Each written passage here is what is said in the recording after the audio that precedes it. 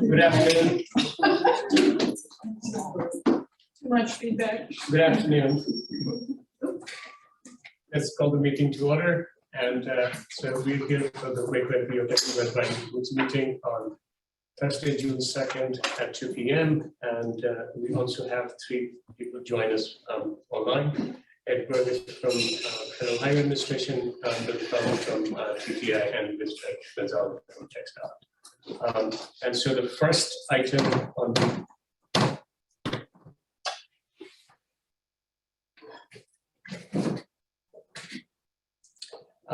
so first I want to announce 2 more people who have not been at this meeting before. And so Erasmo Alibris, you have joined us to represent the Small Cities North. So welcome. Thank you. Thank you. City of Beverly Hills here, Texas. We get calls sometimes from California, so I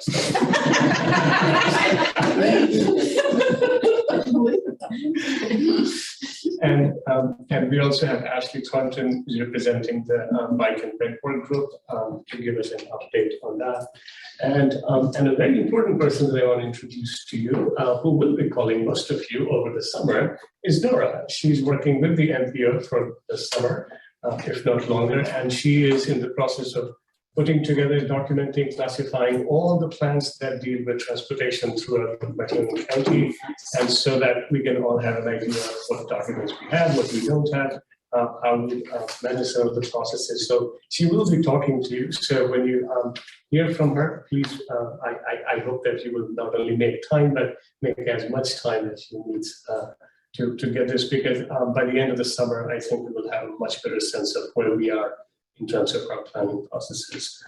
So for the benefit for 3 of you who are here, if it is possible, to just go around the room and quickly introduce ourselves so that they know who we are. Jeff Jackson, I'm the Assistant Engineer of the Waco Area Office for TechStop. Brinson Lane, I'm the Planning and Programming Engineer for TechStop. Tom Dixon, I'm with the City of Lorena. Victor Gable, I'm the Director of Transportation Planning and Development for TechStop. Clayton Zacco, TechStop Waco Area Engineer. I'm Zane Dunham, County Engineer. I'm Mukesh Kumar, Waco NPO. Annette Polk, Waco NPO. Beatrice Morton, Planning Services, City of Waco. Amy Ferrari Highland, Director of Public Works, City of Waco. Erasmo Alibris, City of Beverly Hills. They call me Mo for short though. Shanna Rogers with McClintock Community College. Okay, great. So very first item on our agenda is the election of officers, and as I would like to remind all of us that once the policy board adopted the bylaws for the Technical Advisory Committee, it became a formal body, and thereby it also needs, according to the bylaws, a chair and a vice chair who will conduct the meeting. I really would rather have one of you conduct this meeting. And also give the monthly report to the policy board about the recommendations or any questions that they might have. And that way, because the close relationship between policy board and technical advisory committee is something that requires that the chair and the vice chair of the technical advisory committee is in direct contact with the policy board. And there are open discussion and dialogues that occur. So at this point in time, if you recall in the email, I had requested that if any of you would like to nominate anyone for the positions of chair and vice chair, you could email me. But since I did not hear anything from any of you,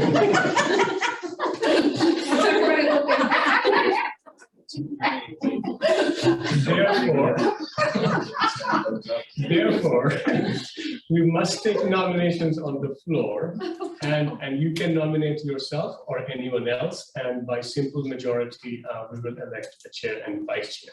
And therefore, at this point in time, and just a bit of background, so you will become the chair, and you'll hold the office beginning today until September 30th, 2023. 16 months is odd because we will typically have new chair and vice chair every 2 years in TAC. And in fact, we wanted the chair's role to be longer for TAC because we need a little more consistency of the technical know-how and such. And so initially it will be 16 months, but there is no term limit. And so we expect the person to serve 2 years. So you will be appointing committees, and we will offer all the staff support that you need to be able to conduct and do the meetings. One of the very important things that I think the chair and the vice chair will have to undertake, not only the communication with the policy board, but also making sure that you appoint the committees and to recruit people into working on these work groups so that we can get some of the work done as meaningfully, as comprehensively, and with as much participation as possible. So having said that, if there is any question that I can clarify related to the bylaws, what I would like to hear is some of you nominate either yourself or someone else, and we will vote by simple roll call.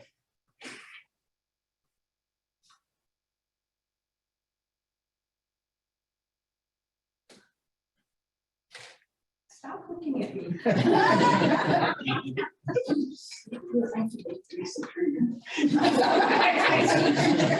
Oh, all right, I got it. All right. Okay, so I guess that means I nominate myself as chair and Zane as vice chair. There So you we go. from A to Perfect. Z. Yes, perfect. Second. Okay,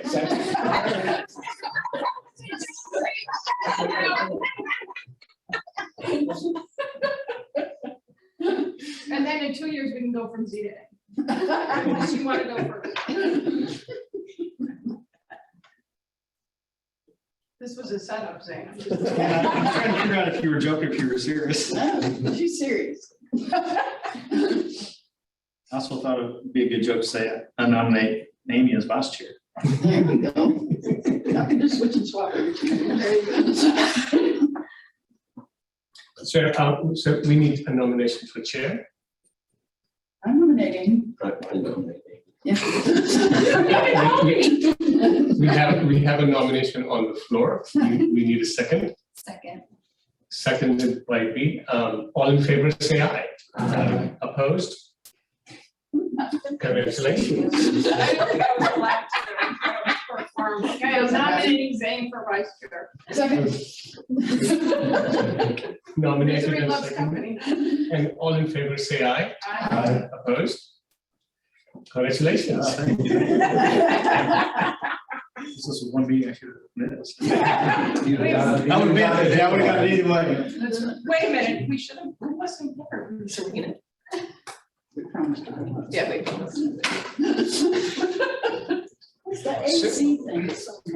Well, it's, I mean, of course, technical advisory committee, it's, so since it is a group composed largely of most of the technical and very practical knowledge that we need to conduct the planning process meaningfully. Therefore, we are, I think, between two of them, we have amazing leadership that we look forward to working with. So, thank you. I'm not shirking my responsibility here, but given the discussions that we've had in the strategic planning group, should Waco be the chair this year, or should it be somebody who isn't Waco? It is entirely up to this group. Julie.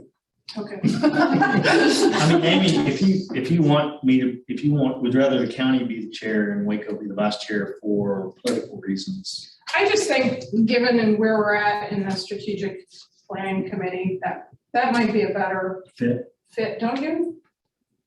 Potentially. I mean, I'll do either. How about this? Because she's brought that up, I'll recommend that we have another vote for me to be chair and her to be vice chair for the initial term. Are you resigning already? She's impeaching her. Thinking about not calling Did you it, get a plaque or anything? I'm talking about not calling it the Waco Yeah. MPO anymore, Oh, and making sure that if it's more inclusive and that people don't feel like Waco is the one who's running the whole deal. So, not that I'm not willing to do it, it's just that I think it might be better if this first term, if I was not the chair. so moved. Any objection to switching the roles of chair and vice chair? Wonderful, congratulations.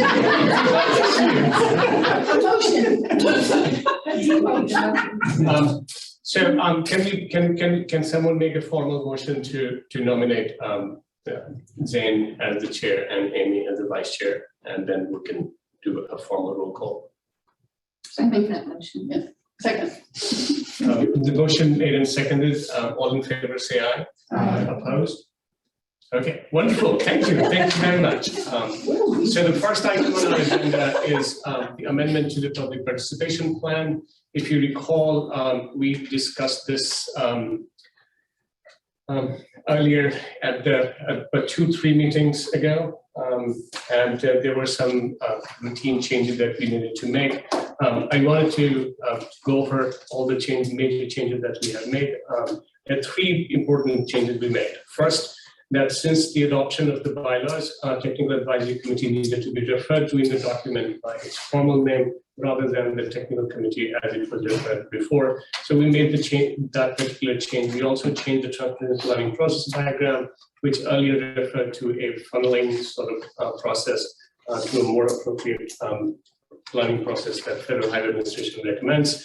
And also we included a discussion on performance target discussion about how they relate to not only our planning process, but also how public participation plan is a very important aspect and a component of that. The second change in the public participation plan we made, that we clarified the guidelines for the work group. As you noticed with the adoption of the TAC bylaws, the 4 work groups that we have created, and a few other work groups that we can create as we need them. We set up meeting guidelines for them. And also we made a change about what we refer to as executive session during the policy board meeting, which did not refer to anything because policy board is allowed to create call for an executive session on its own, and it did not need to be discussed. And in fact, it caused more confusion than clarified in the public participation plan, so we removed the reference to executive session. In table 5, which is a summary of NPO boards, committees, and work group meeting guidelines, we removed the requirement to post virtual meeting information from work group meetings because our work group meetings are not publicly posted. So in fact, we are trying to get our work group meeting to be more of a work session, and we are attempting to have the work group meetings in person as much as possible. So that's the second major component. Third major component was that we added this column called routine action, because earlier we had major, minor, and nothing. Nothing effectively meant that if something did not qualify as major or minor, it wasn't referred to. So we made it very explicit. So for instance, when policy board makes a resolution or writes a support letter, it should be a routine action and it does not fall into major or minor, and it typically does not require a public comment period. So that's what we clarified into that portion. We had the public comment period for this beginning April 8th, which ending today. We had the public meetings on April 11th at 12 o'clock and 5:30, and we did not receive any formal comment. And so after today's recommendation from Technical Advisory Committee, Policy Board will still hold a public hearing on June 16th, and they will make a decision on June 16th whether to adopt the proposed amendment into the public participation plan or not. So at this point in time, NPO staff is recommending that we adopt the proposed amendment, and the Technical Advisory Committee can recommend the Policy Board to adopt the proposed amendments, or it can recommend the Policy Board to postpone or reject the adoption of the amendments that we propose. And so at this point in time, any discussion or question?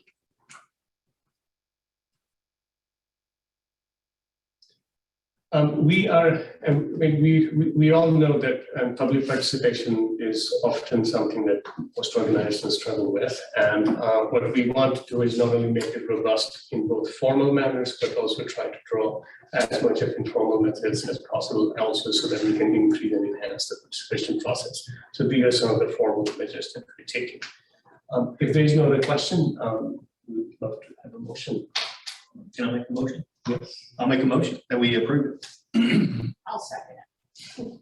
Motion is made by Zane Dunham and seconded by Amy Borelli. All in any question? All in favor? Say aye. Aye. Opposed? Thank you. Next item is the travel time reliability targets that we are supposed to set up, and at the next meeting of Policy Board, they will consider adopting the travel time reliability targets that Waco NPO is setting up. Just a very quick brief background. I think most of you here in the room are quite familiar with these terms and these targets, but for some of you who are not. So travel time reliability largely, it simply means consistency. It does not mean how long or how short, as much as it means that how evenly spread travel time are. And travel time are measured not only for personal commuting trips, but they're also measured for freight, and they're measured quite separately. They're also measured for on-system interstate as well as non-interstate but on-system streets. So the most important part to remember is that whenever we travel anywhere, the one that sticks with us is not necessarily the one that we made it on time, but always the ones where we were too late to make it a meeting. And so typically all the spiky ones that we see in any given month, if we have 3 miserable times, then those are the 3 times we remember as our travel experience goes. Not all the remaining 27 times that it actually went rather smoothly. So reliability effectively measures how uneven these targets, these travel times are. Then our first thing that we often wonder is that is this simply a tech speak, or is this something that is meaningful that we really care about? So just to put this in perspective, most businesses today have moved to just-on-time delivery system to minimize consumer costs. And even slight bit of delay, and delay is or lack of reliability quite often has major impact on businesses, because whether it is a truck that arrives somewhere late, or whether it is a truck that arrives somewhere too early, both of them cause severe logistical challenges to businesses, and typically they end up increasing the consumer cost. One of the very important telling information we have is that during cardiac arrest, survival rates decrease by 7 to 10% for every minute of delay. In most cases, we know that ambulances try to take the shortest, fastest route possible to the hospitals, and they are also counting on the amount of time they estimate is going to take them. But if it becomes unreliable, typically has significant health impact as well. We are all familiar with how when we get stuck in traffic, and with I-35 especially, this has come up several times.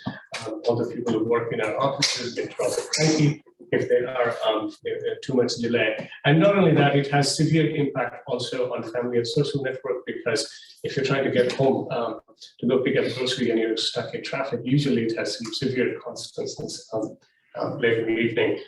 So the point is that we should expect a reliability in our transportation network, just the way we expect reliability in communication or water or sewer, electricity. These are all different modes of communication that allow us to move either goods or objects or information across the board. So we should expect them to be as reliable as possible. So how do we, in fact, understand them? We understand them to be that here are some of the causes that make travel time rather unreliable. And some of them we can, in fact, address. So whether they're bottlenecks or whether traffic systems, work zones, accidents, events that happen, and also seasonal demand fluctuations, they all end up affecting reliability. So the way we measure them are a bunch of different ones: travel time index, buffer index. Instead of going into all of those details, they have all been reviewed before. But what we end up taking is, it was debated for almost 10 years at the Transparent Research Board, and MAP 21 set what exactly the performance measures we're going to be looking at.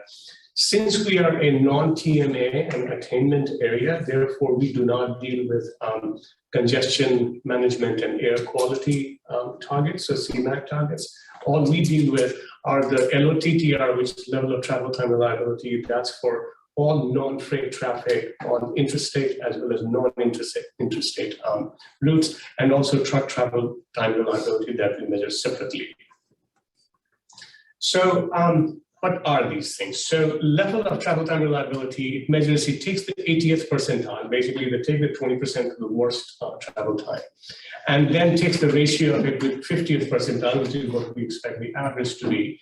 And that's what the LOTTR ends up measuring. And as we mentioned, we measure it for both interstate and non-interstate highways, and typically any number of 1.5 is considered threshold, that a number above 1.5 is poor, below 1.5 is typically what we consider to be acceptable. For truck traffic, we instead of 80th percentile, we use 95th percentile, because as I mentioned earlier, with the just-in-time delivery system, logistical challenges really require our freight movement to be as reliable as possible. So standard is a bit higher, and we only measure this on interstate highways. So FAST Act established that NPOs must establish these regional targets for each of them, and we must adopt these targets prior to the statewide target that TxDOT adopts. And we report on the system performance every 4 years. Currently, we are forecasting for 2026, and we can do a mid-course correction at the gap of 2 years if we need to. Also, just to put that in perspective, how important these are for each of our region. In our case, the total system miles that currently cover all the lane miles is about only 11%, but it amounts for about 60% of all the regional travel in McLean County. Last time we adopted it was in 2018, so therefore this is the 4th year we're adopting the new one. And this gives you a sense of I-35 is in blue, and all the other red ones are non-interstate all-system highways for which we collect these, for which we set these targets. So these are the 3 we do, and I've gone through these before. We measure them on percent of person mile traveled on the interstate system that's reliable, 80th percentile ratio, and number 2 is similarly for percent of person mile traveled on the non-interstate system that's reliable at 80th percentile, and the truck travel time reliability we measured at 95th percentile. Now I want to walk you through what has been the case, the current state, as well as what we're expecting. And so in both of these, this is via the LOTTR, the blue dots, they tell you how the actual data, and the red dots are what the Texas Transportation Institute that is responsible for doing some of these projections and helping TxDOT do some of the research on this, suggested to TxDOT as potential, and also to all the NPOs across the state as the expected targets. And so one of the things I would like to draw your attention to is that 2017 and 2018, we noticed that 100% of interstate travel was considered reliable. It declined significantly in 2019, picked back up in 2020 during COVID. So construction began in 2019 on I-35, and in 2020, because of COVID, traffic declined, so it became reliable again. And we noted that in 2021, as the traffic picked up and so did the construction, it became somewhat unreliable due to construction.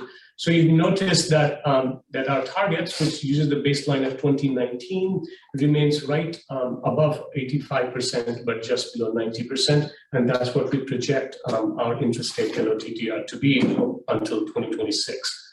A non-interstate travel, it's actually fairly reliable, and it has not shown major fluctuations, and a lot of it has to do with construction, that a lot of these areas have not had construction, although we are aware that multiple project in the current year was going to make the travel time reliability worsen the numbers. Again, the projected ones are in fact lower than what the actual observed ones are. And what that tells us is that our reliability numbers are in fact fairly good. They're in fact better than what we typically expect them to be. This is for truck travel, and this is where some of the major challenges are what we're noticing. So you notice that until 2018, the number was much below 1.4, and until that point in time, truck travel time reliability was quite well. But 2019, 2020, and also 2021, we noticed that these numbers have, these ratios have gone on, getting almost close to 1.8. And so we do need to pay a little more attention to these. And you notice that the projected ones, again, use the 2019 as the baseline data. And so the red dots are all what we are projecting our travel time reliability numbers to be. So based on all of this analysis, what we, and a lot of detailed analysis that was done by TTI, Texas Transportation Institute, their recommendation was that for that for 2026 target, we use 80% for all traffic on interstate, 85% for all traffic on non-interstate highways, and 1.78 as the truck travel index for 2026 target. Can you you go know- back to the previous slide for a minute? Yes.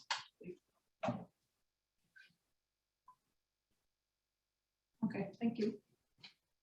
And so we are expecting some of the construction to continue, and therefore it is unreasonable to expect that by 2026 it's going to improve significantly, but we do need to work to keep it at 1.78 and preferably below that. And so these are the targets we are proposing: 1.78 for 2026, 1.75 for 2024. Adopted targets for 2022, current was 1.75, 80% and 80% for all traffic. Why would we not think that interstate would get better after 2024. I-35 is substantially complete at the end of this year? So, Aim low. yeah, so Stuff happens. yeah, well, so I'm assuming that there are a few things that are happening here. One is that so large-scale modeling for travel time reliability is done by CAT Lab at University of Maryland. So they have a large federal grant with which they collect data for all interstate highways, and they model it not only based on what the expected demands are, but they also model it based on current conditions. So current conditions, so their expectation, and that's what so TTI receives the data from CAT Lab, and then using their current condition data and also projected data for projects, they come up with what the estimates are. And so based on that, so in some ways, setting these numbers at a number that is desirable. So in this case, 1.5 probably is the best expected outcome that we would expect. What we need to do is be realistic about it, but at the same time aim for something better than this. And so what it means is, so what I can, so one of the things that, and I'm not sure if maybe Clayton or Brenton might have an idea. So with I-35 construction, for instance, we did get better with communicating information so that we could manage the traffic volume a little differently. And so that was clearly one of the steps that was taken in this construction's impact on reliability was improved communication. And so hopefully we can continue to take those measures not only for I-35, but also for non-interstate construction areas as well. But that's definitely one of the steps to do. So it seems like that so TTI came up with the recommendation based on what is practical, what we consider to be realistic, feasible, but these are the targets that we should aim to stay below. So I have a question. Why are we looking at all traffic in a percentage, but truck only, not a percentage? It doesn't, I mean, you can turn them differently. So that you can just translate them into each other. But this is a recommendation that came from both CAT Lab and the TTI. And therefore we didn't see that there was much need for it.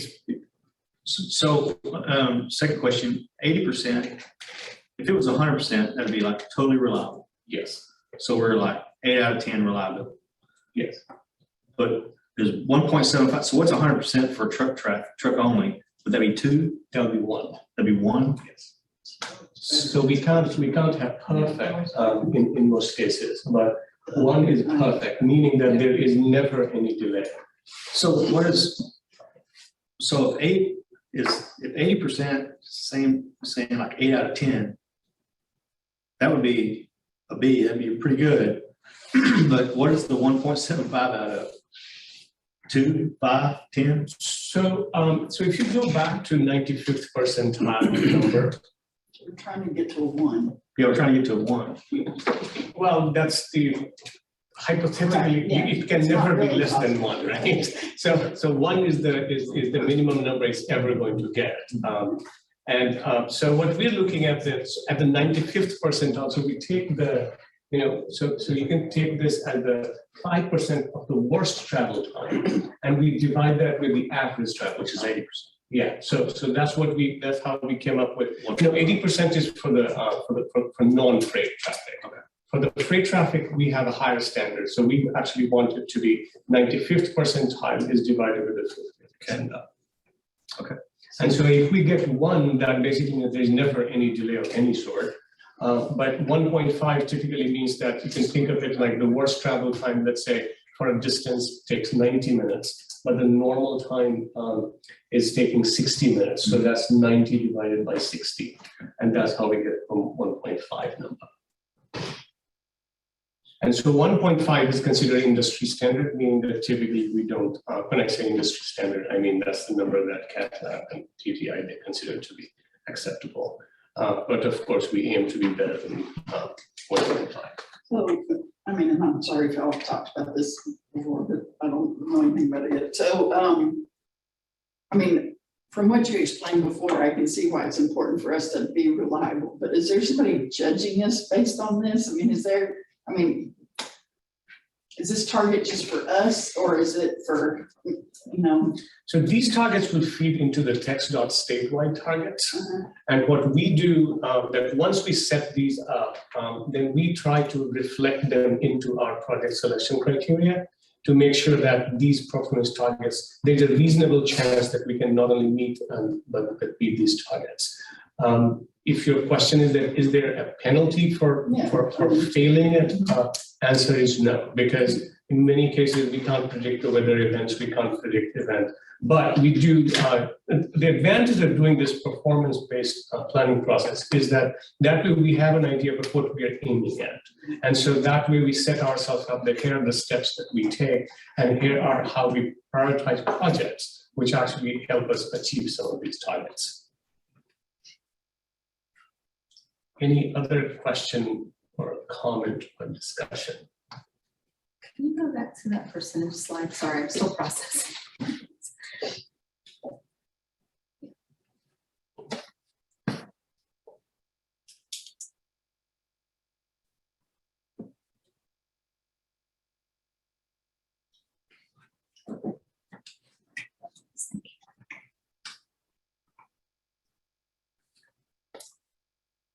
So for this, we had the public comment period from May 23 through June 1. That was yesterday. We held a public meeting on May 23rd at 5:30 p.m. There was one formal comment received, which was included in your packet. And if I can paraphrase that, it has a lot to do with traffic signals, and the comment was related to how a lot of our signal prioritizations are not necessarily done as part of the system. And so when construction happens, traffic signals in many locations get used to divert traffic in some different format. And the comment was that we need to do better at our traffic signal systems and treat the traffic signal as part of the overall transportation network. I don't know who said that, but I can't argue that. Okay. So, argue against that.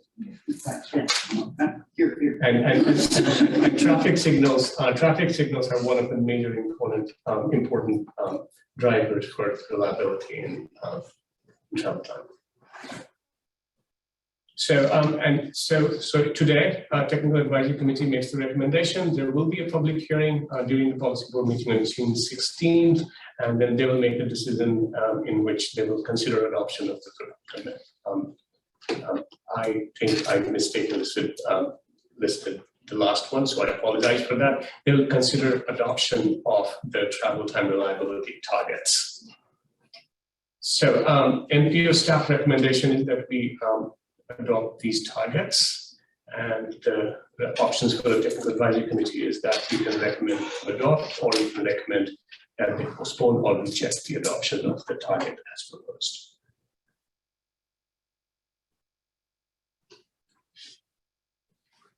So we are looking for a motion. I make a motion to adopt the proposed travel time reliability and performance targets. Do we have a second? Second. It's been moved and seconded. All in favor, say aye. Opposed? Great, thank you. I didn't understand that. Sorry. We didn't really.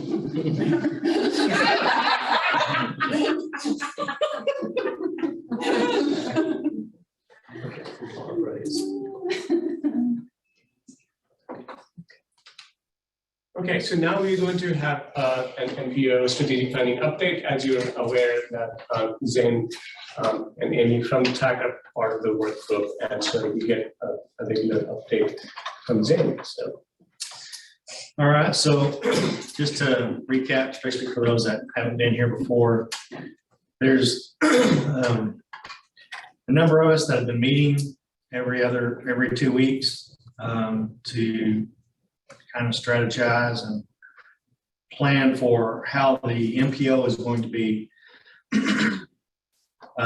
projected to the average citizen, because most average citizens don't really know what MPO stands for or what it's about. And so we've already met 6 times. We're going to continue to meet through June. And what we discussed recently is our mission, the MPO's mission, or what our mission should be, our vision, our core values, our goals and objectives, how we get our funding. There's different category funding from 2, 4, 6, 7, and 9. Where I think there may be more, 14. There's different categories of funding, and that may change, or that will change once our MPO status goes from a regional MPO to a TMA, which stands for, was it TMA? Transportation Management Area. So it's a larger area. So then with that, more funding becomes available, but we have also more responsibility to oversight, transparency, and to, I suppose, the FHWA ultimately. We also talked about needing a structured and transparent process to identify projects and evaluate them and eventually select projects for future funding. Currently, we don't really have a very structured and transparent method. One of the options we talked about at the workshop was maybe having something online where even the average citizen could say, you know, this is a location, maybe an intersection that needs to be looked at. Maybe this needs better signalization. Maybe it needs crosswalks or sidewalks. Maybe we need a connectivity from this city to that city because there's not a straight direct route, which would help with intercity commerce. So what we're looking to hopefully get the policy board to recommend is have our committee, the technical advisory committee, to help devise a way to put a potential project on a list so it doesn't get lost. Know who's behind it, who's proposing it, what support there is, where funding might come from. And then if funding is not there, it doesn't drop off the list, it stays on the list, unless it's just everybody believes that it's not worth keeping on the list. But, so that's something that we've talked about.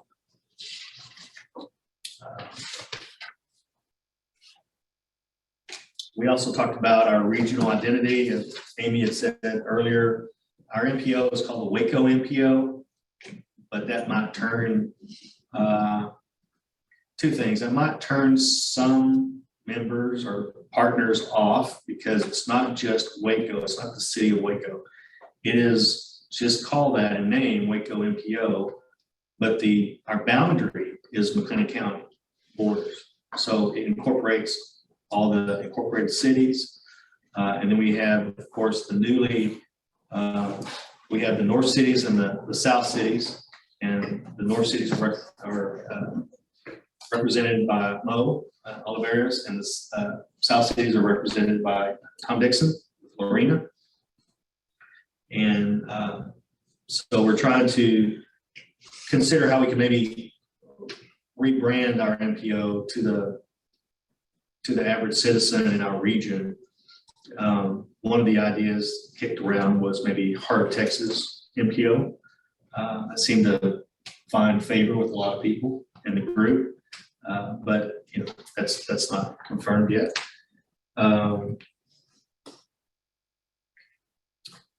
So we also talked about the different types of funding, how Category 2 funds can be used for on-system projects. And for those that are not familiar with what on-system projects, those are roads and bridges that are part of TxDOT, that are state maintained by TxDOT. If they're off-system, then they're maintained by local entities like counties and I suppose cities if they have any bridges there. And then there's other categories such as Category 7, which is off-system. Well, I just mentioned that off-system was counties and cities. And then Category 9 was non-motorized funding. So I suppose that would be bicycle, walking, pedestrian, I suppose kayaking.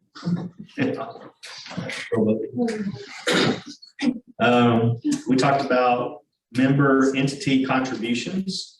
So right now, the smaller cities, and even some of the larger cities, may feel like, how can the MPO benefit us and not just Waco, or not just do what TxDOT is deeming to be the most, you know, using up all the money, I suppose, just for their highways. And No offense intended. right, just that's what we've discussed. And so what we're trying to determine is, is there a way that we could get all the member cities to contribute a amount of money. If you're a larger city, you would contribute more. If you're a smaller city, you would contribute less. But that way, the money that's contributed could go in and help fund capacity at the MPO, either staff level or potentially office space, or pay for third-party consultation to help bring forth something that would help the smaller cities. So, for instance, a lot of the smaller cities do not have, if you ask them, what's your sidewalk plan, what's your, do you know how much average daily traffic ADT is throughout your city on all your major streets, cross streets? They were like, no, we never had any traffic studies done in our city streets. That might be helpful for them when they're talking to their partners in the community, like say HEB or a school, maybe a business that says, I'm thinking about putting in a business or a school or a grocery store here or there, but I'm not sure that the traffic is there to support that. Well, so the city community leaders would want to know how much traffic is there and on what roads, and then is there plenty of access to get there? Now, some of the businesses will do their own research, but they're looking for the cities to have that supporting documentation. So the cities don't have the funding to do that, but we can harness the strength of the MPO to get that type of information to the cities. Maybe other cities have plans and specifications and documents that help. Say you need some new sidewalk for the kids to go to school because there's no sidewalk there. Does anybody have plans and specs for how to build a sidewalk? City of Waco does. So why can't we just, and maybe there's other cities that have it as well, have a place where we pull all the city standard specs so that you as a smaller city that don't have those specs can look at the different specs and either copy and paste for your city or pick and choose which one you want to use for your city.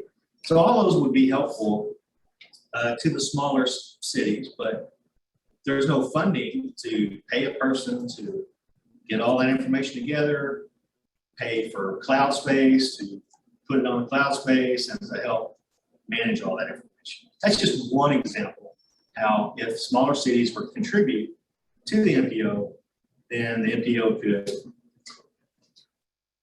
provide something of worth to the smaller cities.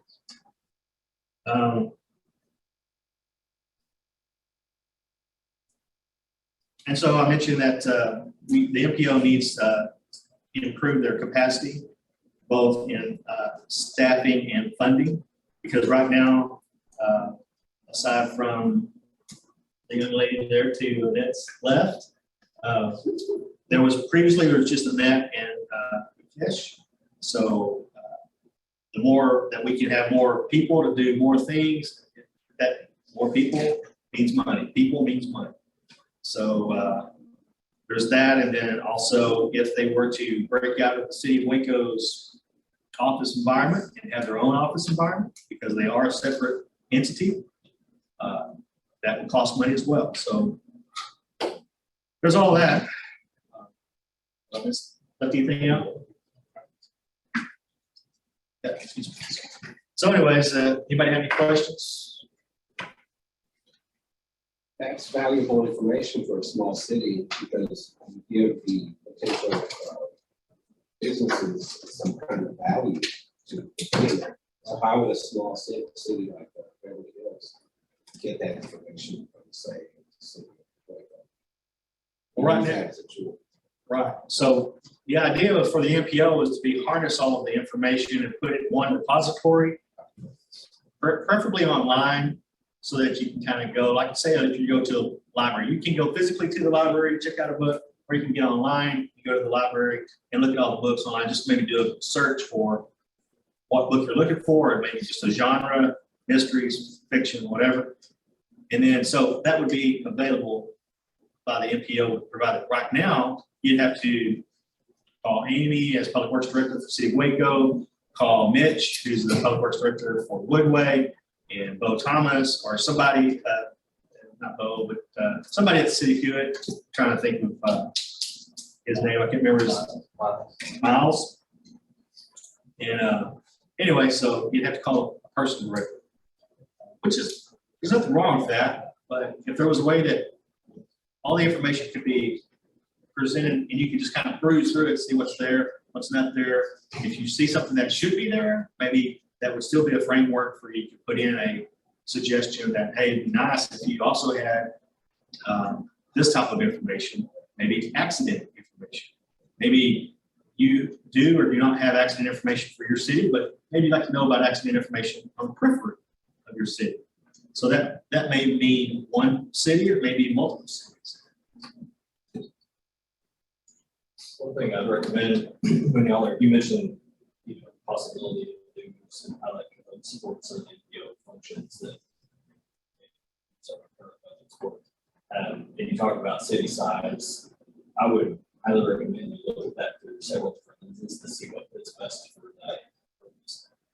You could look at like an area for some things that are related to use. You could look at population. If you're trying to determine foods that are needed or what's fair for certain cities, maybe look at their current tax base. But I would definitely look at city size through several different lenses to see what fits best for scenarios such as project funding, dues that are owed. So are you suggesting, and that's a great comment.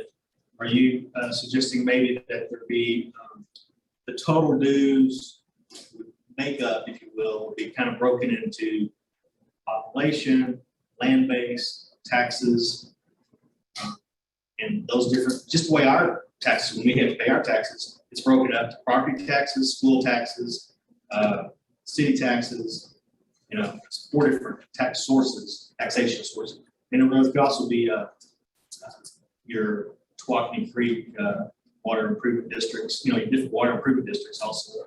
So, well, if you're asking cities to be involved, most of their budget's going to come from property taxes. right. And so just because they may, have a large land area, they may not necessarily have the same budget that another city with the same land area. So city size by acreage may not be better. I see what you're saying. Alone. But then if you're looking at population, maybe that's fair. In city, and house and that kind of stuff. Yeah, they don't have the budget that another city that's spread out with a large population. So there's a lot of ways to look at city size, and I'm just Thank you for that trying comment. to look at it through several different lenses to see what this does. Any other comments? That's good. We the only way we could do something like that is if the policy board approved of that and directed this committee to come up with a way to assess those dues. So, and it could be that we need a third party to help us. I like what you talked about that. Give more power, more, not powerful, but a resource. for Yeah, and- Everybody. Because it really, it should be a resource countywide, which is our borders. And so hence this goes all the way back to branding. It's not just, we're not just here to help City of Waco, we're not just here to help Texas. We're here to help everybody in our region. Our region is inclusive of the county border.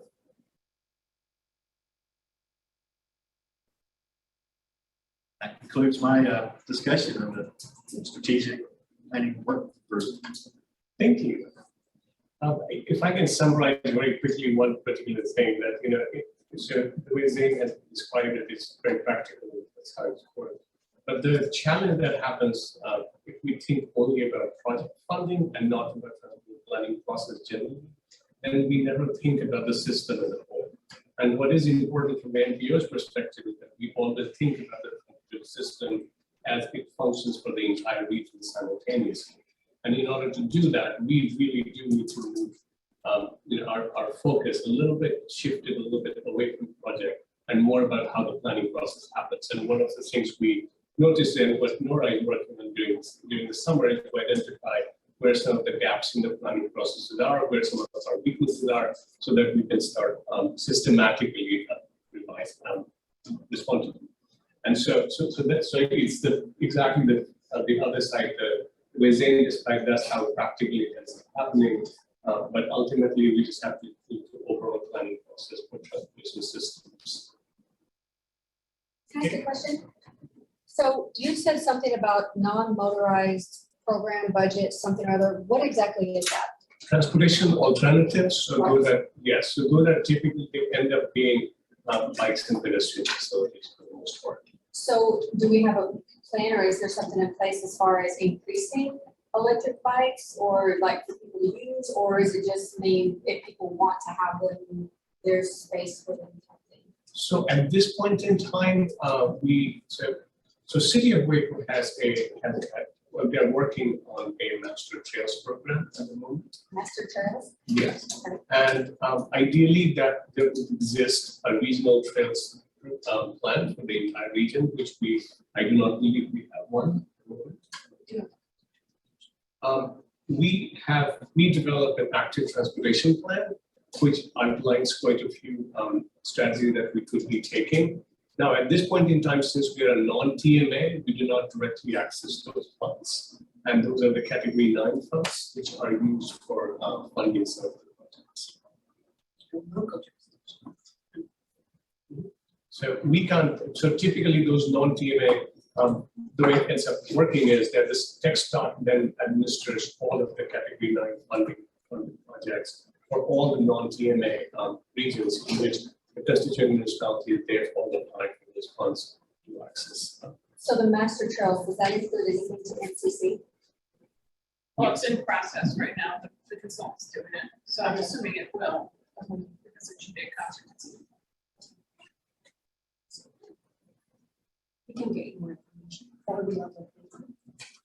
So one of the things that when we're not TMA status yet, we're still a smaller status.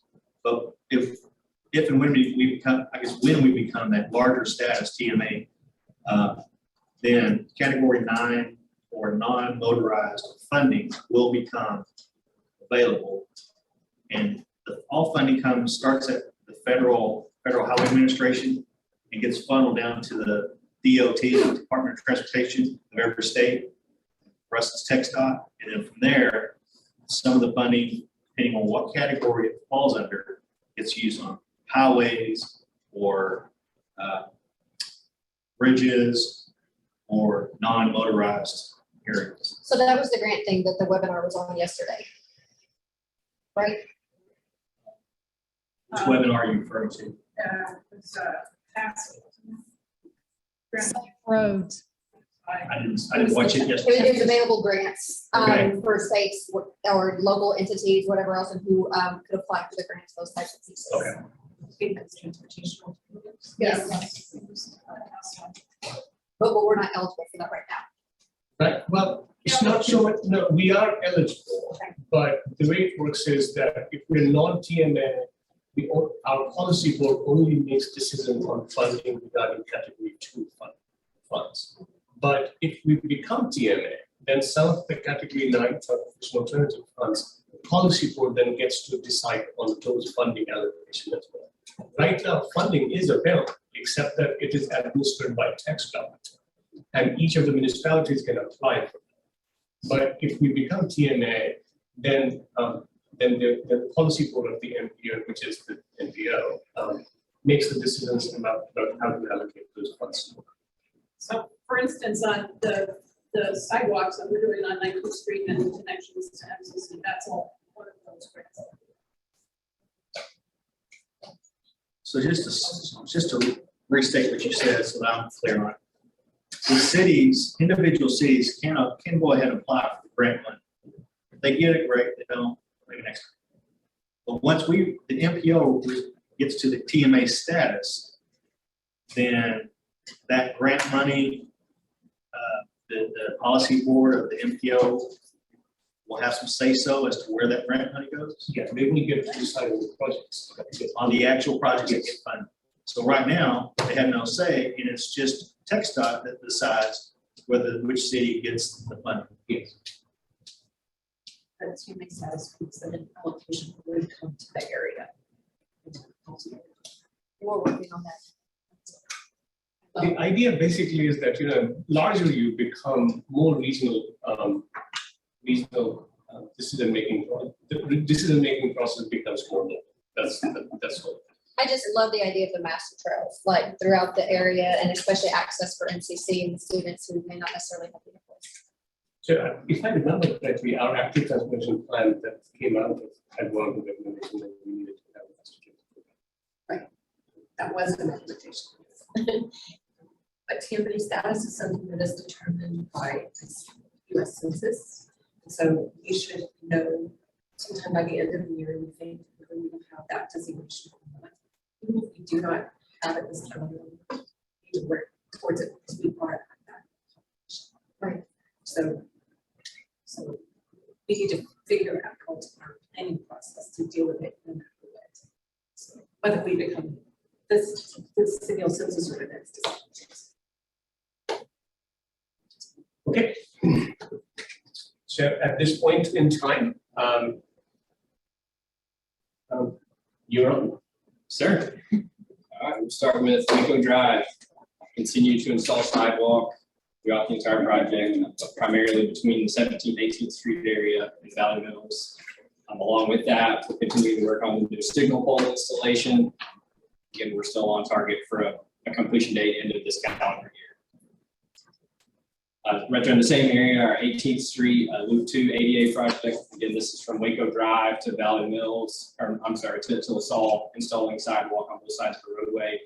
Right now, primarily working on the west side of the interstate, starting on the north side of that section there. This is another job that we expect to wrap up late this calendar year. 185 widening between 938 and Crawford.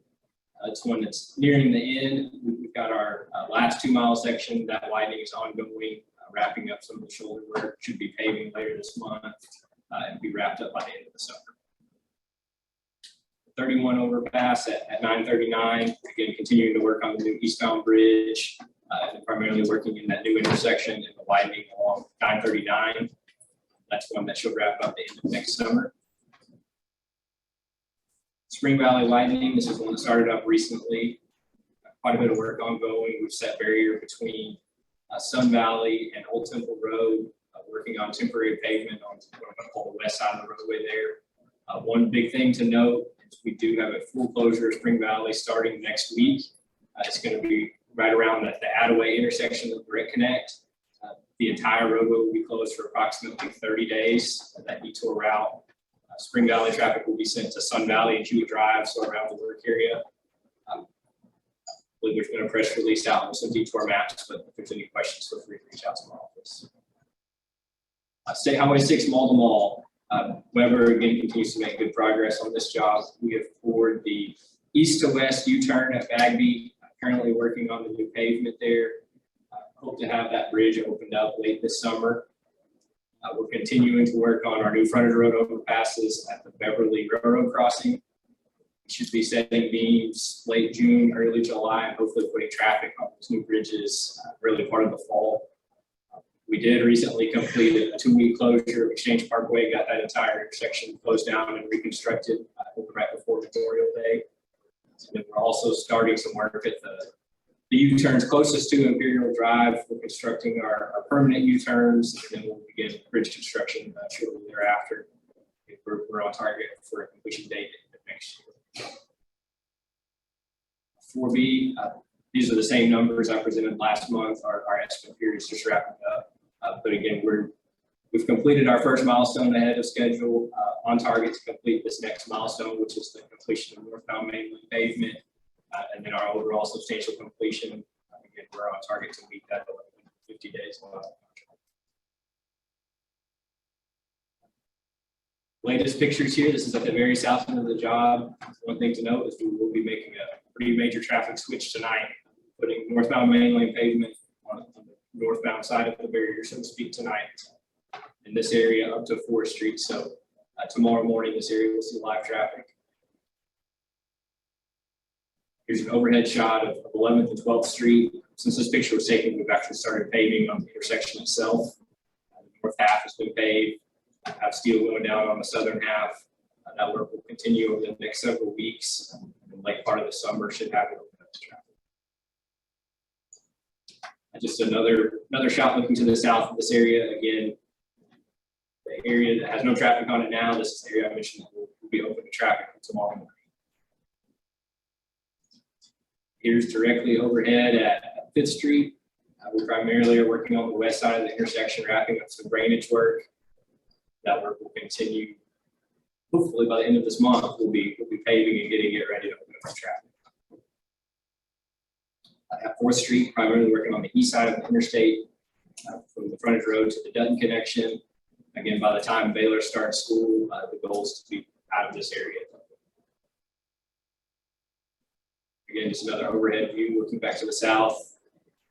This area will be open to traffic tomorrow morning. Here's an overhead shot view of University Park. Again, you can see the bridges and main lanes have been completed, primarily working on the north side of the University Park's intersection. A lot of the pavement has been put down. Concrete paving should wrap up kind of as the city's utility work wraps up on the west side.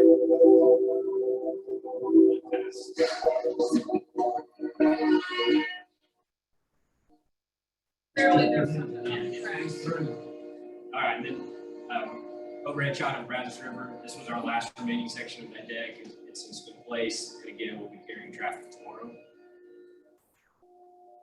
Looking to the north at MLK, pavement's completed. One thing to notice, we did open up that permanent on-ramp on the bottom side of the page there. But again, in this area tomorrow, we'll actually have traffic shifted over onto the new. Looking back to the south at the UPR overpass, and the pavement has been completed. You can see traffic tomorrow morning. Directly overhead at 4th Street. This is the limits of that switch tomorrow. So you'll come in at 17th, 18th, travel on the new pavement, and then start to transition back across to the southbound lanes in this area. Here's looking to the north. This section up to roughly the HEB and Bellmead is our last remaining area in need of concrete pavement for the main lanes. Since this picture was taken, that work is actually started. So we expect it to be wrapped up probably by late July, early August. Directly overhead at the Business 77 intersection, again, you can start to see that final shape come together. A lot of the concrete pavement has been put down for the new main lanes. On the west side, we've actually shut down traffic and are working on the drainage work and tie-ins from new to old pavement. On the east side, probably in the next 2 weeks, we'll make a traffic switch onto the new concrete pavement headed westbound. That'll allow us to tie in some of the new ramps and side streets with the final configuration. Looking back to the south, and this is Bellmead Drive area. Currently working on the permanent exit US 84, and that's in the limits that I mentioned should be wrapped up hopefully by the August timeframe. Looking to the north at 84, again, bridge work's been completed. We're wrapping up some of that remaining concrete pavement on the main lanes. Within the intersection itself, a lot of work ongoing right now to get the signals up and active. As soon as you see those signals up and active, traffic will be split, so to speak, on its side of the median and get 84 to its final configuration. In the same area, just looking to the south. Here's a direct shot of the Barron's overpass. We've already shifted traffic in this area on the northbound side. Southbound over the next few weeks, we'll start to actually shift them into their final location. So you'll see some closures and shifting there on the southbound side. Within the intersection, the only paving that's lacking is the nearest corner to us. There's a side street tie-in that's got to be done there as soon as the water lines are located. Yeah, the intersection. Then here's looking to the north. Again, the majority of this pavement's in place. There's not a close-up of it, but we are wrapping up work for the north to south U-turn and north loop, and that should be opened up over the next several weeks. Answer any questions?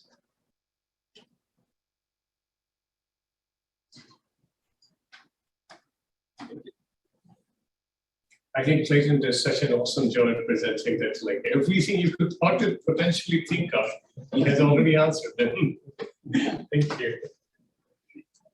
Okay, we will have our work group updates. So I think Ashley is worked out. While we're waiting for her, you probably saw this last time. We have these 4 work groups from whom we expect regular updates at all of our meetings. And at this point in time, citizen participation, connected automated vehicle, and mobility and land use transportation.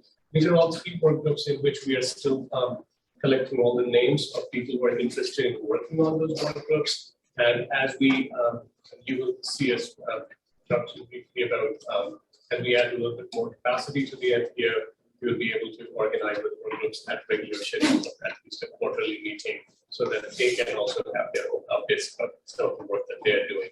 So with that, Ashley. A little update. Well, it's a little bit old now, because our last meeting was the middle of May, but a few little things that we talked about, a lot of the same things we talked about here today. We do already have an active transportation plan that has to do with pedestrian and bike throughout at least the local area. So that's been in place for a few years, and we were given the homework at the meeting of it in the upcoming weeks and months, reviewing that plan and identifying some priorities and possible additions with an eye toward making sure that we are integrated with this overall NPO long-range planning effort.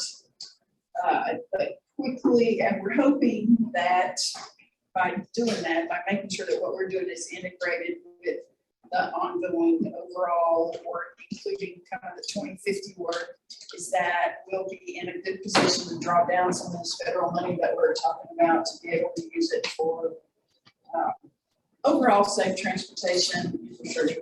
We're most interested in that pedestrian and bike infrastructure. We're hoping to be able to contribute to this project evaluation framework and to be a part of the process that will enable our work group to participate more productively in helping to decide which projects to prioritize for implementation. I think there's several people in our group that would be very willing to help with that kind of work. We had just one of the people who works at Public Works mentioned a project that we were very excited about involving taking pictures around town of the streets and using that as a way to be able to identify pedestrian and bicycle infrastructure that need to be fixed or improved or worked on. So we were excited that we're going to have that resource to draw from. We also talked just a minute about my Waco app. is a good way for walkers and pedestrians to be able to give feedback to the city when they see things that need to be worked on or fixed or picked up or whatever. Just a great communication tool. And I wanted to mention that since that meeting, Waco Walks, the group that I'm involved with, has been in communication with the Design Downtown group, which is also looking at walkability issues and how downtown's gonna look and things like that. And we are planning a Design Downtown walk for July 9th. So everybody's invited to come and walk with the people from the planning office and the consultants and hear from them what's going on, and hopefully take that opportunity to have people participate directly into their survey and into their input even while we're walking around. So we don't know the exact time yet, but we have picked a day, July 9th. So if y'all can come and information to anybody who's interested. So I have a question about the active transportation plan. I remember correctly, it's from 2015. Between 28. I did not remember. So I guess then my follow-on question would be, how often does one update plan? Ideally every 5 years. That was our first one. That was our first one ever. Well, we got another year. But I think we can update and make amendments anytime.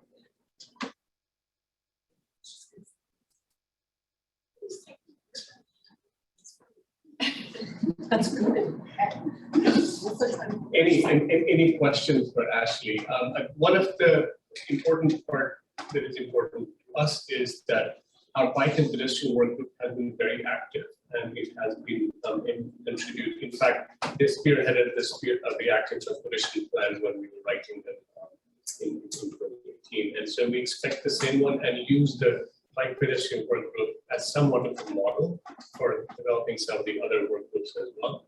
And so if you have any question, comment about how the work group is functioning, how they're contributing, so by all means, technical planning committee is in fact, so you lead the work group and the certain task, and you tell them that the other things that we need to do. So they're a great resource to this group. Okay. I wanted to very quickly go through. There's not much in the monthly report. If there is anything that anyone here wants to share, you're welcome to it at this point. If not, we have three students who are expecting to join us during the summer. At the NPO, Nora is here. Kevin has joined us. He couldn't be here today. His car broke down, and we're expecting one more student to join us. We will be interviewing for two positions at the NPO so that we can have a little bit of breathing room. And now I want to get into the largest chunk of the last agenda item, which is the Safe Street for All program that Federal Highway Administration has decided to put a lot of value in it. Before I introduce Ed Burgess, the thing that I want to mention is that at the Waco NPO, we adopted, along with all other NPOs, as part of the Vision Zero initiative that the tech staff had signed on, some of the safety targets related to crashes and fatalities and accidents. Those targets, again, similar to performance measures that we consider today for travel and reliability, they also produce input into our overall planning process. However, something really magnificent has happened over the last 6 months, which is that part of the current infrastructure bill, significant amount of money had been allocated from Federal Highway Administration as part of improving safety on American roads generally. Vision Zero initiative, which actually started in Sweden, I believe, initially managed to accomplish some wonderful results throughout the 2010s as well as subsequent decades. But in the United States, over the last 3 years especially, we have noticed that there is safety concerns this has been worse. We have been in a very long time. And so it is wonderful to see so much resource that is being allocated to that. And there's a process, and I'm really excited about how we are approaching it now at this point in time. And I hope that, that not only we're on the same page, but in order to do that, Federal High Administration has been making a lot of effort, not only by allocating funding, but also having someone like Ed, who is a safety expert on some of these, come and talk to us about how the Federal Highway Administration is approaching it, and also why it is so important to us. And so, having said that, Ed, floor is yours. Thank you, Vikesh. Hi, everyone. My name is Ed Burgos. I'm a safety engineer with the Federal Highway Administration, the Texas Division. And today what I want to give you all is probably like a high-level overview of why all of this is important and like what is the main goal of the US DOT. So I wanted to start my presentation by asking this first question: is what is Vision Zero? There are three approaches or overarching themes on Vision Zero. The first one is no loss of life is acceptable. And when we look at our transportation system, we see that we have death on our roadways. We have people biking, walking, people driving, people taking the bus, and we need to get to a point where we say that those deaths are no longer acceptable, and that we can have a better system, and that we can have people that deserve to come home at the end of the day and be with their families, because the transportation system is safe enough for them to do that. Fatalities and injuries are preventable. Sometimes we think, well, yeah, that's probably the cost of doing business. Well, it should not be. We know how to reduce fatalities and serious injuries. We just need to do more coordination and work together. Then the last one is people will make mistakes. We all make mistakes. I bet most of us have run a red light that maybe we didn't intend to, or pass a stop sign. And the penalty for making those mistakes should not be death. And all of us should have an equal right to get back to our families at the end of the day. Next slide. So having that Vision Zero, this takes me to the first step in working toward this ambitious long-term goal of reaching zero roadway fatalities. So earlier this year, on January 2022, the United States Department of Transportation presented the National Roadway Safety Strategy. So this outlines the United States Department of Transportation comprehensive approach to significantly reduce serious injuries and death on our nation's highways, roads, and streets. As many of you know, the safety is the United States Department of Transportation's top priority, and the National Roadway Safety Strategy represents the US DOT-wide approach to working with stakeholders across the country to achieve this goal. Next slide. So how is the US DOT going to implement the National Roadway Safety Strategy? So the implementation of this will be arranged about 5 complementary objectives corresponding to the safe system approach. And for those of you that are not familiar with it, the safe system approach, it has been embraced by the transportation community across the globe. And it is effective, it's like an effective way to address and mitigate the risk of our transportation system. How it works is that it builds and it reinforces multiple layers of protections to prevent crashes from happening and minimize the harm to those people that are involved in those crashes when those crashes occur. So if you look at the image that I have on the screen, that left one, we have, like, the safe system approach has 5 elements. It has safe road users, or safer people. So what this means is that we encourage safe and responsible behavior by the people who will be using our roads. Then we have safer roads. So we need to design roadway environments to mitigate human risk and account for injuries and tolerance, and to encourage safer behaviors. Then we have safer vehicles. The overarching theme around safer vehicles is that we need to expand the ability of vehicle systems and the features that they have to help prevent those crashes and minimize the impact of those crashes. Next one is safer speeds. What this means is that we need to have a focus on promoting safer speeds in all of the roadway environments. And the last one is post-crash care. So it's enhancing the survivability of crashes and having like very reliant access to emergency medical care. Next slide.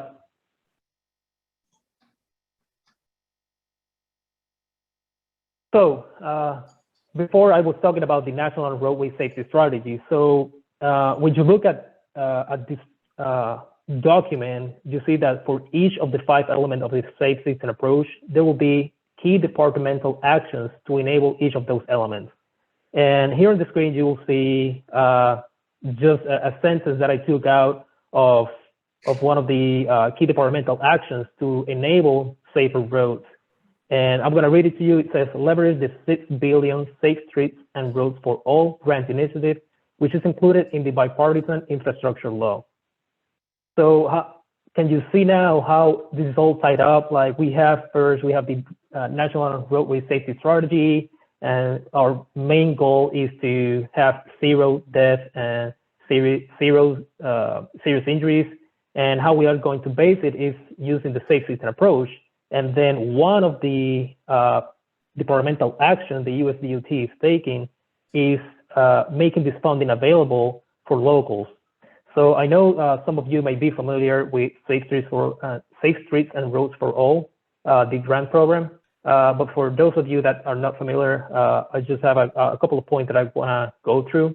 So first, the Safe Streets for All is a new program that it was established by the bipartisan infrastructure law.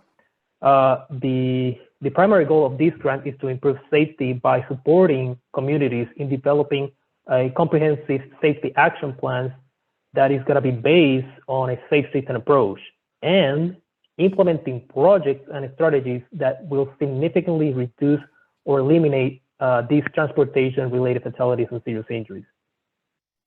So not everybody is eligible to apply. Like, for example, state DOTs, they're not eligible. This type of funding is specifically for regional, local, and tribal agencies. We have a website that I have on the screen, and also there are going to be 3 webinars. There has been a series of webinars already. So we have 3 more webinars that are coming. The first one is going to be talking like a general overview on how to apply for the Safe Streets for All grants. Then the second one that's going to be on June 15th. That's going to be more targeted on applying for the action plan grants. And the third one is more focused on the implementation grants. So next slide. So how this works is that the Safe Streets for All, it has a couple of eligible activities. First, like I said, you can apply for an action plan grant or an implementation grant. And I'm just going to give you like a very high level of what this means. So an action plan, you can develop like a comprehensive safety action plan that it will have like what is going to be your stakeholder engagement and your collaboration, where you will be like identifying your priority locations and your crash types, and then assigning safety countermeasures for those crash types. And also it will have a timeline and goals for implementation and evaluation. Second, the other type of grant that agencies can apply is the implementation grant. So this is mainly for implementing projects and strategies that have been identified on an action plan. Next slide. So the action plan is kind of the foundation of the Safe Streets for All grant program. So I'm going to spend some time on this slide. And for the purposes of this grant, the Safe Streets for All grant, an action plan includes leadership commitment from a high-ranking official or by a governing body, an established structure to oversee the process, a goal of 0 fatalities and serious injuries, and a timeline, like I mentioned before, to reduce serious injuries and fatalities. It also includes a safety analysis to identify safety problems, community input through collaboration and engagement with stakeholders, consideration of equity in action plan development, thoughtful changes to standard practices and policies to prioritize safety, a data-driven approach to identify and prioritize projects and strategies, and an evaluation to measure all the progress over time and transparency. So if you think about that, you may have some of these or all of these components on existing plans, but this can provide you like a place to start from, or for communities with established target plan that they can align this process. So they may be ready to apply for either supplemental activities or the implementation. There has been a lot of questions, and if you go to the website that I presented earlier, and I believe I'm going to share it on probably the next couple of slides, there's been a lot of frequently asked questions, like there's people asking, hey, what if I have already a local road safety plan? Will that count as a comprehensive safety action plan?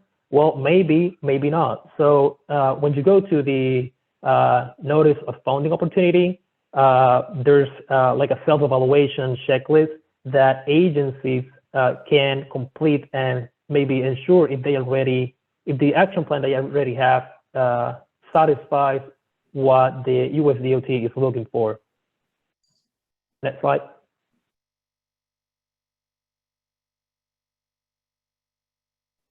So like I said, the notice of funding opportunity, it was published on May 16, and we call this the funding for this year, we call it the round one.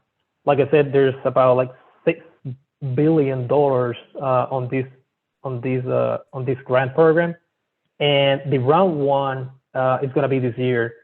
That's the website where you can find the notice of funding opportunity, materials, resources, the checklist that I just mentioned, and the frequently asked question is really, really good. I mean, it has a lot of questions that may come up to your mind. So I encourage everyone that's interested to go to that website and check them out. Now, we do have it's not like a restriction, but we are discouraged to answer questions from agencies at the divisional level. So any questions that are related to the Safe Streets for All grant program, they need to be addressed at the email that I show you on the screen. Next slide. And again, there's been a series of webinars that have been done in the past, but the US DOT is constantly putting out information for agency to be informed how they can apply. And like I mentioned, there's going to be a webinar on June 13. That's going to be like a more general overview on how to apply. Then the webinar on June 15 is going to be more focused on applying for the action plan grants, while the June 23rd is going to be more focused on how to apply for the implementation grants. Next slide. And with that, I can take a question, or I don't know if Mukesh, you want to go ahead with your slides and maybe take questions afterwards. Well, actually, if there is any question right now, then we can take them. Otherwise, I was going to go into the practical nitty-gritty of actually starting the process for getting the ball rolling for developing the safety action plan. So if there is any question for Ed, yeah, personally, I found it really refreshing, and what I want to mention is that a lot of fatality that have gone up over the last 3 years, and we have debated them quite a bit, and there has been a lot of finger pointing that has happened, in which one of the most important criticism that we have made is that in the United States, we do not look at our transportation system as part of an overall system itself. We simply look at the transportation fatalities of crashes largely as a behavioral issue. And so we end up identifying a lot more of distracted driving and the mistakes the drivers make. And we almost rarely ask the question about what else could we be doing. And what is really refreshing and exciting is that the Federal Highway Administration at that level has not only thought through the overall safe system project, but they're allocating such tremendous amount of resources to be able to actually do something about it. So we all should be excited about what we can expect over the next 5 to 10 years about not only seeing the fatality rates decline, but significantly improve our, make the overall system itself much safer. And the thing that I find even more exciting about this safe system, of course, that I was just stating that again, I think would yield a lot of benefit to us, is that most of the times we look at the crashes or fatality or injuries that happen, and we never think about how discouraging it is, especially for transportation alternative users. And most cases, so if you could walk or bike to work somewhere, chances are that you may not even choose to do that. You may never choose to, in fact, even think about doing it. So safe system, of course, not only helps us with a safer transportation system, but it actually all of a sudden becomes a much more comprehensive, integrated system altogether, because then as we reduce the risk of fatality or crash and injuries, other modes of transportation that suddenly appear to be viable, then there's a lot less risk that people have to consider in their decision-making process. So quite often, it's not just about the crashes that happen, but also all the crashes that do not happen because people simply do not take those choices at all. And so this is a really exciting time. And so over the next 5 years, we expect some magical stuff. Well, I should not use the term, but something very important, substantive, that is going to mean a lot to our region. So what I wanted, Ed has already gone through these, so I'm not going to go through these, but I just want to remind us that we did adopt the Vision Zero targets that TechStart had suggested for us, and part of that really is that we need to be developing a comprehensive safety action plan. One of the things in the notice of funding opportunity is already laid out that we cannot refer to any statewide safety action plan and say that this one yielded this project, so let's just go ahead and project, because there's often this desire to simply go and look for the projects rather than, many people think of planning, why should we spend the money on planning if we could just spend it on the project? But it's very clear that a lot of those projects do not work very well, so it's important that that in this particular notice of funding opportunity is made very clear that you have to have a well-qualified safety action plan in order to refer to if you're applying for implementation grant, as well as any minor improvement in your existing program. There are several different. This is straight from the webinar that we attended, and I'm assuming that this is a slide prepared by the US DOT. And the idea, do you have an existing plan? If not, apply for action plan. I went through this and we clearly do not qualify for that. And so we must apply for a comprehensive safety action plan. I hope that we can, with our participation, and we can in fact produce a plan a relatively shorter turnaround, and then use that plan to in fact start systematically applying for implementation grants. Ed has already walked you through this, so I'm not going to repeat this. The last thing I wanted to mention is that all of these different approaches, whether it's zero towards zero death, complete street, proven safety strategy, these are all included in what Ed presented about the safe systems approach. And so with this safety action plan, we can start implementing how these things actually allow us to select project, evaluate project, prioritize project, and that way we can have a higher success rate at receiving the grant to implement the So when we're talking about a safety plan, does that plan need to be the plan of the way we're going to decide on projects, or the list of projects we think we want to do? Both. So it must yield, that is how I see all action plans, that it identify the exact action we're going to take, and action in planning largely means delineating a project. So it needs to have a list of projects attached to it. Yes, and prioritized, and also system of prioritizing. How are we prioritizing it? Why are we prioritizing? Why do we expect that this is going to give a better outcome than So yes, it is a comprehensive safety action plan, so it does include all. And so who works on that? Who's gonna actually figure that out and write that down? Great question. So we have actually already started putting out, and this is directly related to what Chief Dixon I was mentioning to you earlier, that so all the public health district, all the police departments, all the government entities within the county. So we will end up creating a steering committee or such, and so they guide the entire process. But they will end up making a final decision about, so once we apply for the grant. So there are at least 3 different ways that we could consider doing them. I do not know which one is best at this point in time. That's what this group will spearhead and debate and argue which is the best way. The simplest one is to in fact receive the grant and let the consultant do the entire plan. And so then the consultants typically would involve all the communities, engage with them, discuss the projects, identify the selection criteria, and end up coming up with this new project. The second option is to do it in a decentralized way, in which what we do is that there is one entity that actually allocates different kinds of tasks, breaks down the entire project, the plan developer, and then allow the consultants to do those smaller pieces. And the third one option is to, of course, do it entirely in-house. And so these are the standard 3 different ways that plans have been developed. Hiring a consultant to do all the work and it's usually the simplest and often the quickest way to get something done. But that is something that the steering committee or the group of people from the policy board, the TAC, and some decisions, or they will end up spearheading and deciding about how to do it.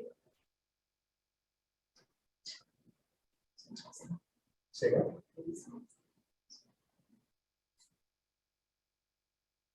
Yeah,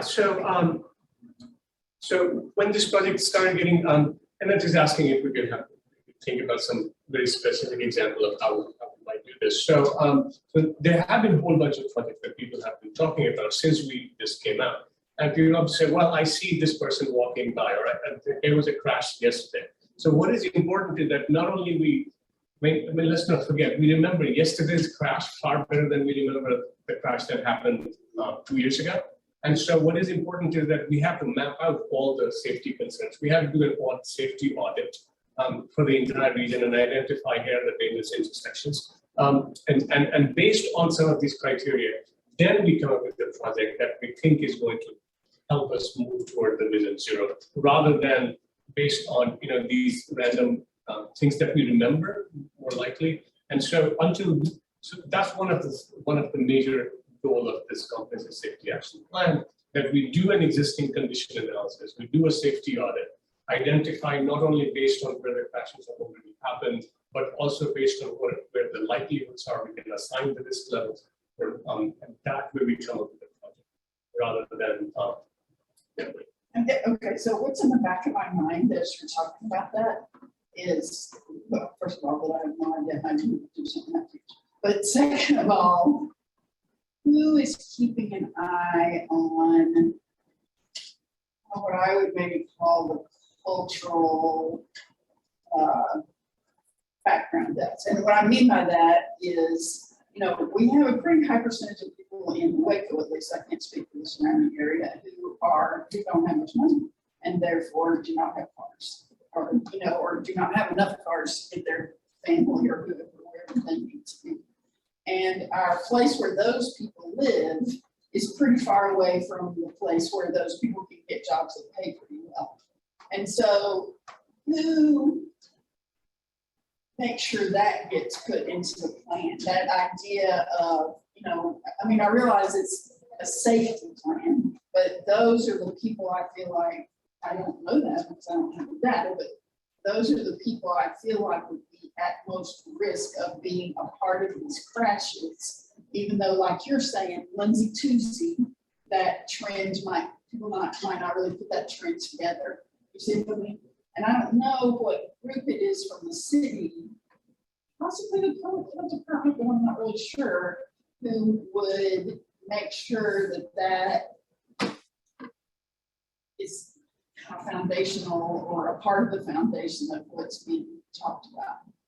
You make a great point, and in some ways, this comprehensive safety action plan will most likely not address that problem, because a lot of it is not only in terms of spatial mismatch that happens where people are, but also availability of alternative modes of transportation, And so that is toggle depending on what. And what I would say is that, since we are tasked with the comprehensively addressing the transportation mobility challenges within the area, and so it will end up getting reflected, a good chunk of it in this comprehensive safety action plan. But overall, when we develop our MTP, that obviously gets considered very significantly as part of our decision framework.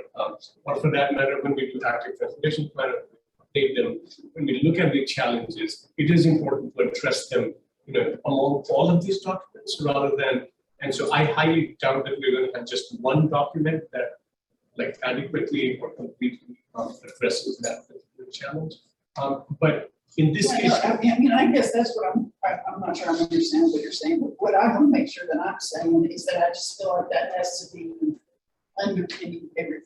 I mean, I don't think everybody realizes what a high percentage of people in Waco financially cannot afford what I think of as the most common way of having transportation, which is driving a car simply.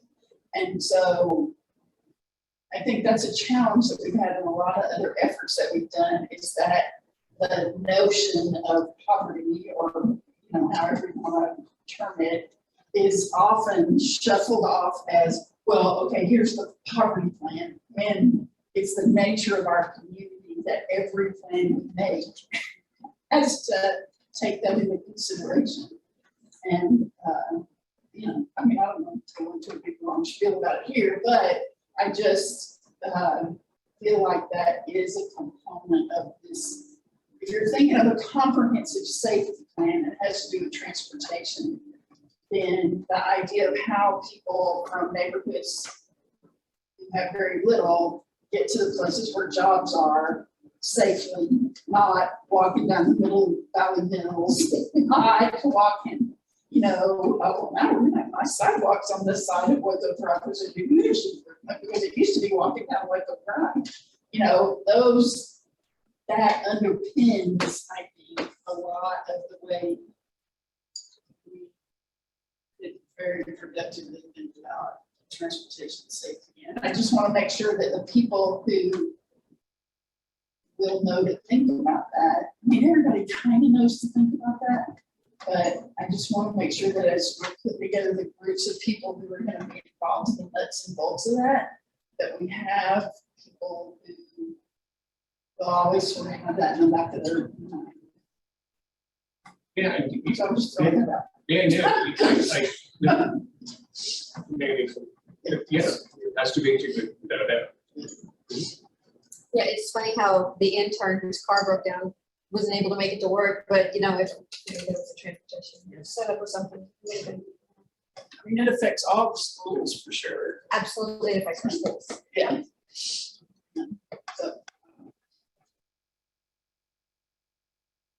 Any other question? Well, I'm just saying. I don't really have a question, but just a quick comment. But there are several things, several goals, and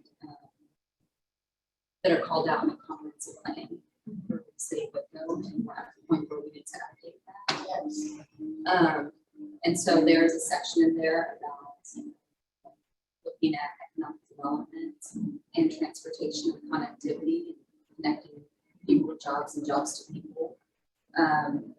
And I think there are a lot of efforts that are already taking place, and there are some implementation strategies that have already been done, but maybe not completely executed since the comp plan was adopted.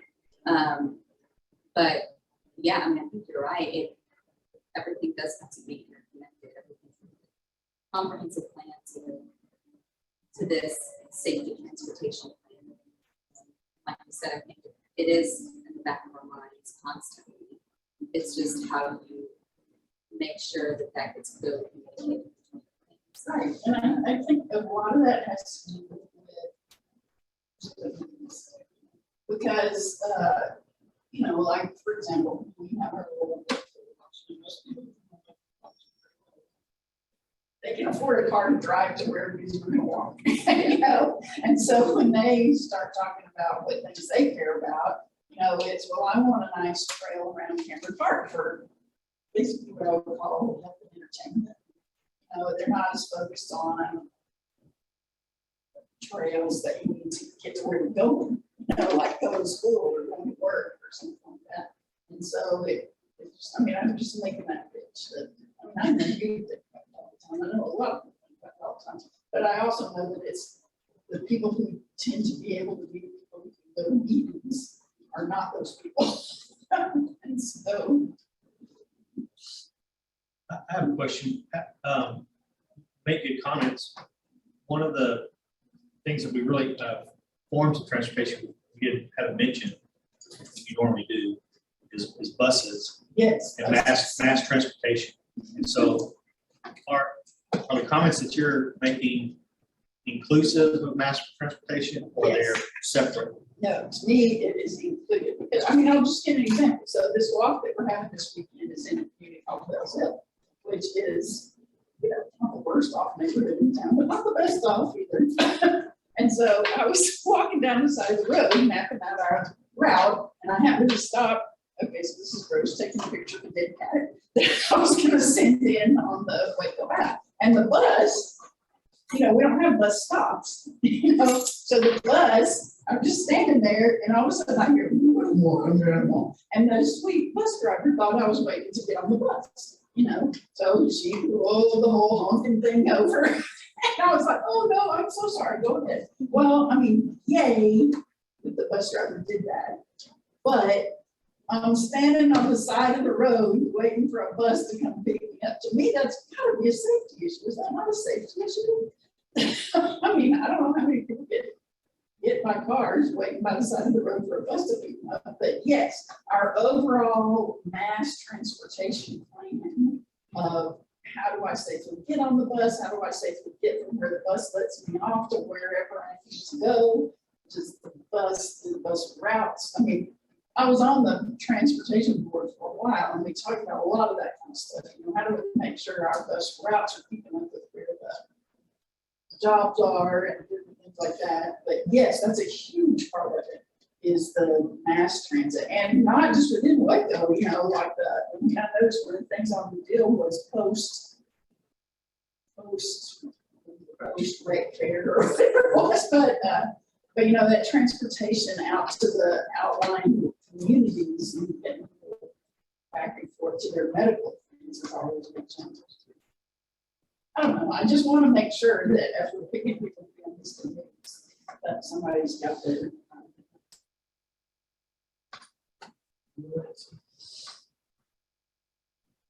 No, I just, okay, because we did talk about navigating.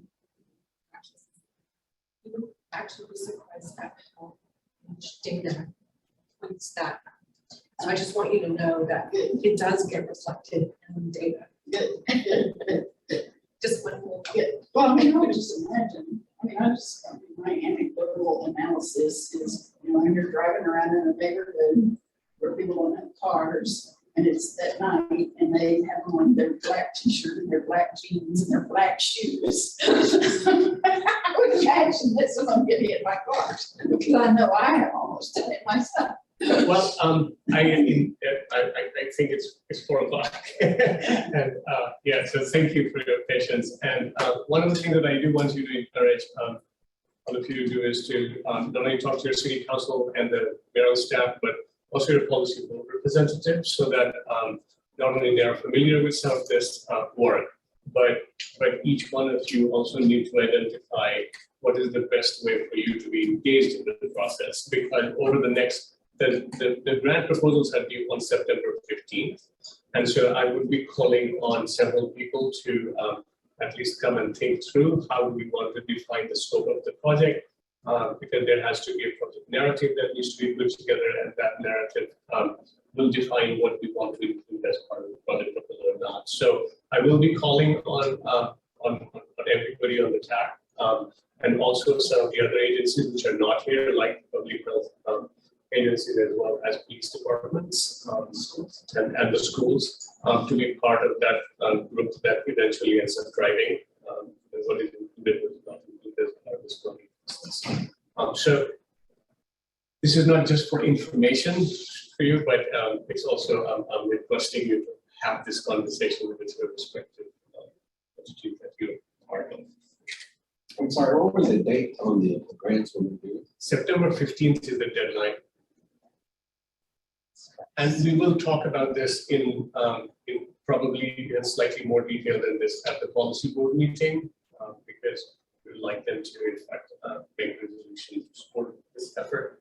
And then what we're also expecting that other city departments, city councils, they would also make resolutions in their own government to support this effort so that they're all included as part of it.